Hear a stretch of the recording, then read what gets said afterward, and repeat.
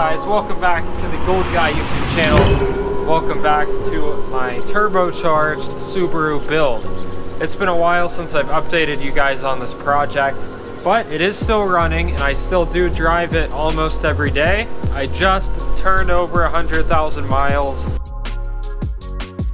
Still going pretty strong, but there is a reason why the hood is up. I'm actually having some issues right now. I have a check engine light on, which is a code P2096. Basically what that means is that somehow the computer thinks the engine is running lean, even though it's actually running rich. It's cruising around 13.5 AFR. It should be around 14.7. So I've definitely got an issue.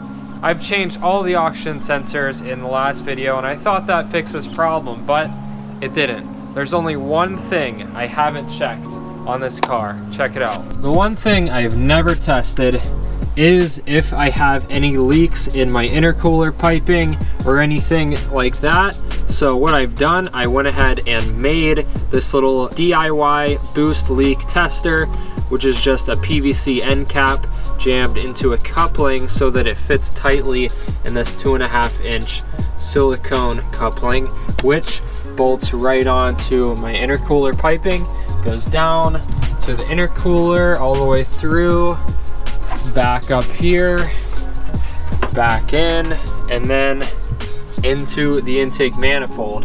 So I am starting the test right after the turbo there. I disconnected it from the turbo. I'm gonna get some compressed air in the system and we'll see if this thing's leaking at all. I've been driving it like this for a while and it actually runs pretty good. So I would kind of be surprised if there's any leaks. All right, got my tire chuck here. Let's just start filling up the system with air, see if we can hear any leaks. Oh my gosh. Yeah, I can definitely hear a big leak, to say the least. It sounds like it's coming from my freaking intercooler too.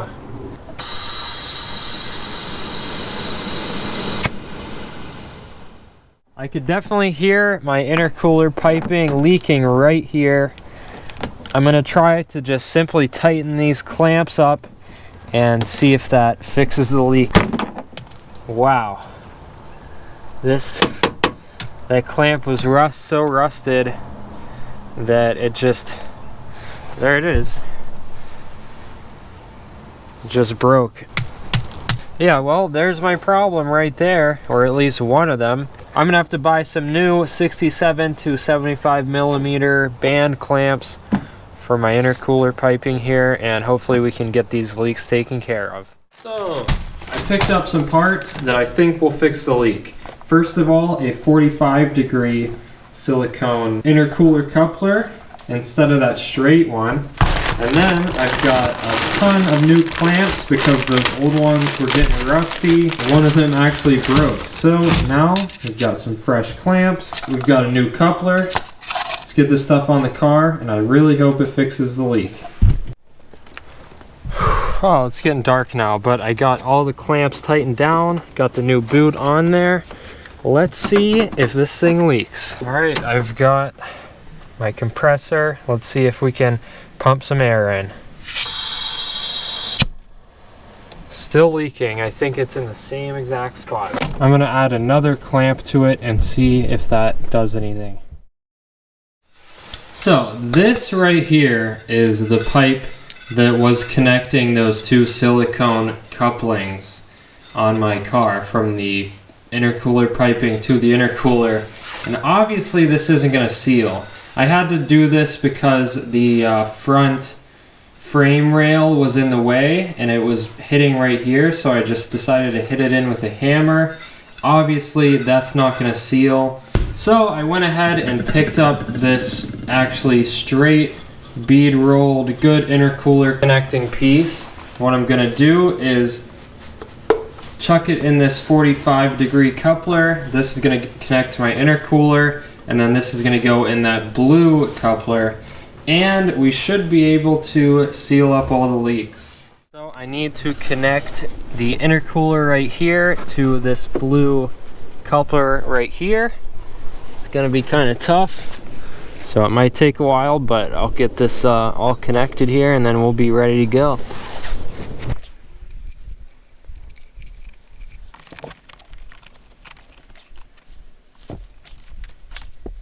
So I got that new pipe in there. It's all clamped up, looking really good. So let's go ahead and leak test it again, see if it's leaking at all. I think it'll probably not leak now. All right, let's hook up the boost leak tester, get some air in it, and we'll see if it leaks.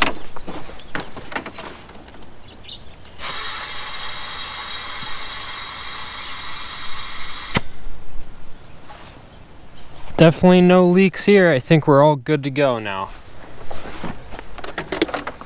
Let's get this cover back on and close this whole situation up. Now I have a new leak, and it's right here, this coupler that connects the cold side of the intercooler to the throttle body. I just have a hose clamp on there, and of course it is leaking. Alright, that's much better. Now let's test it again.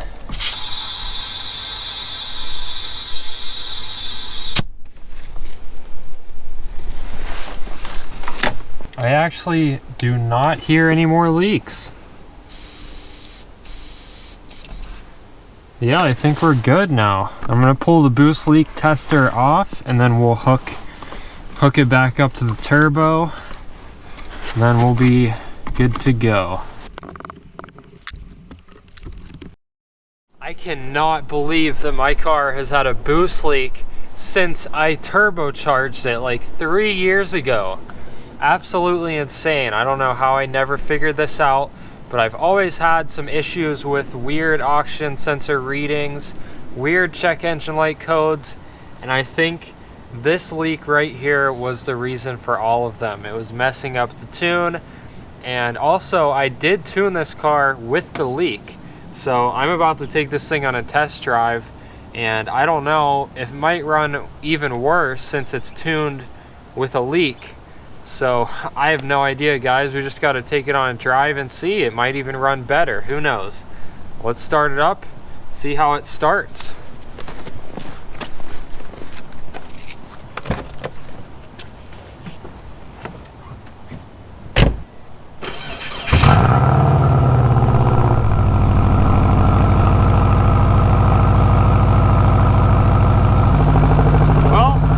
It started up pretty normally like it always does. Sounds good, running good, and it's definitely Subaru weather. So let's go out on the roads and see what this thing drives like. I have no idea. Okay, I'll put my freaking seatbelt on. Jeez. All right, it is snowing pretty quick here, so I'm gonna go out and get this test drive done before it's too snowy out. So I really have no idea what to expect here. I could hit like 15 pounds of boost. I've had this boost leak since I turboed the car a few years ago, and I've only ever hit like 5 or 6 psi, but that's probably just because it was leaking. So I have no idea what to expect. I'm just glad that it is driving.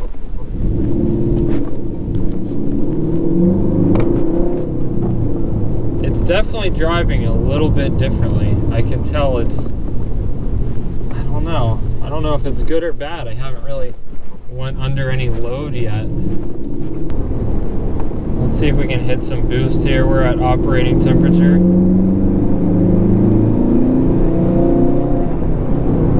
So it definitely did not richen up under boost like it has been before with my tune. Okay, so I mean, we still hit about 4 pounds of boost there. The other thing it was doing was cruising and idling around 13.5 AFR, and I'm wondering if that was because of the leak. We're gonna find out here.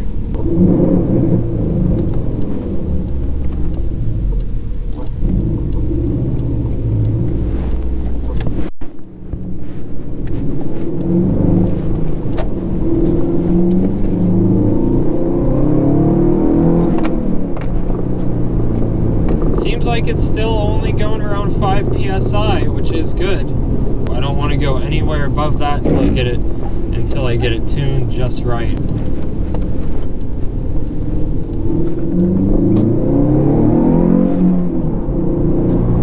Wow. It sounds way different now. It sounds more mean.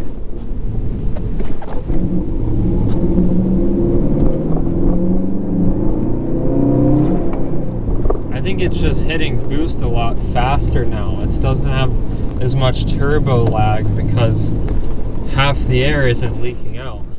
It actually seems like it is idling more at a stoic, which is 14.7. So maybe fixing the leak solved my rich idle problem. I don't know. Let's see. Hasn't been long enough to know yet.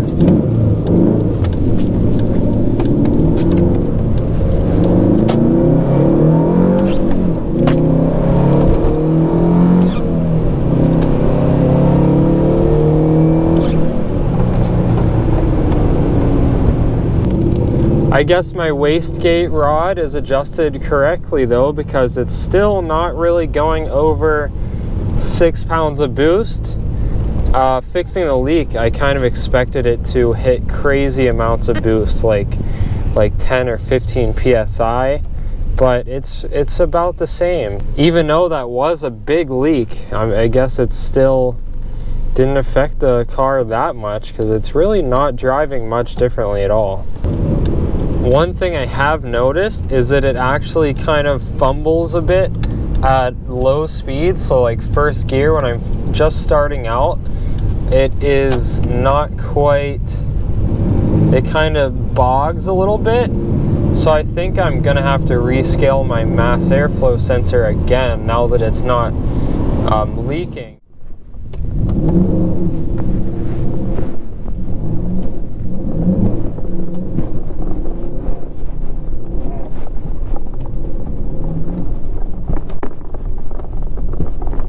About all you can really do here. It is gravel underneath the snow and it's super bumpy. Tell me why my car does this. It's actually, see, it just keeps going back and forth from like 13.5 to like 15.5 while cruising. I think it seems like it found a happy medium. It's sitting around 14.3, 4. I'm just cruising along. It should be 14.7, but before I fixed the leak, it was actually at like 13.5, so this seems better. I might actually have decent fuel mileage again.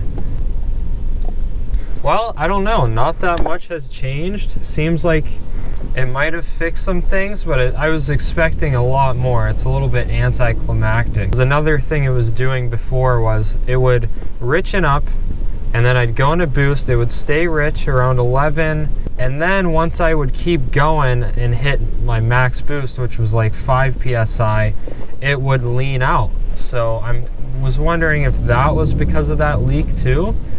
Hopefully I'll have an opportunity here to see what happens once I hit max boost.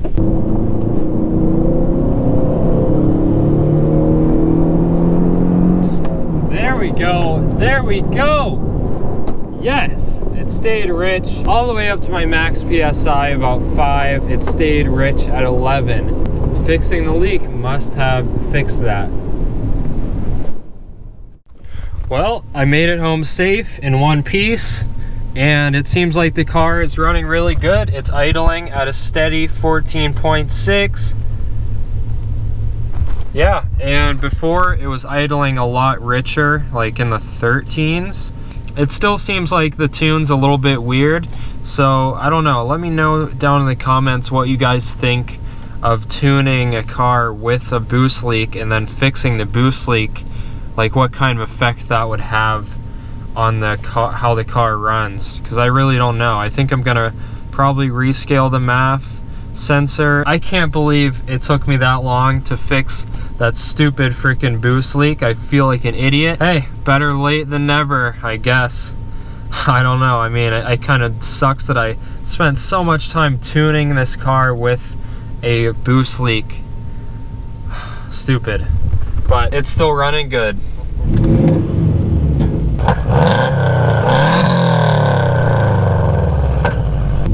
Yes! Thank you for watching. Hit that subscribe button if you want to see me turn up the boost in this car.